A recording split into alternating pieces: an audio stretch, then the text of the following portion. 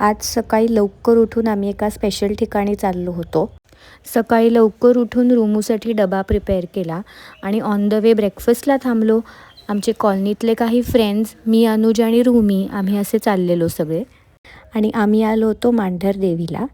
हे आमचं कुलदैवत आहे, त्यामुळे वर्षातनं एकदा तरी आम्ही येतोच। आणि माझी खूप इच्छा होती रुमीला तिथे घेऊन यायची वर्ष संपायच्या आधी। आणि हे देऊळ इतकं सुंदर केलं आहे त्यांनी, आत्ता रेनोव्हेशन केलेलं आहे नुकतंच आणि इतकं सुंदर केलेलं आहे। वर हाईटवर असल्यामुळे खूप छान गार वारा होता आणि अतिशय प्रसन्न वाटत होतं। इथे आल्यावर खूप वेगवेगळ्या गोष्टी एक्सपिरियन्स करायला मिळतात आणि दिसतात सुद्धा। 2:30 वाजेपर्यंत घरी आलो आणि आमची मेहर परत US ला चालली होती, त्यामुळे तिला भेटायला आम्ही गेलो। मग घरी आल्यावर आमचं कम्फर्ट फूड म्हणजे मुगाची खिचडी ती केली आणि अनुज पण साईडला कबाब्स करत होता।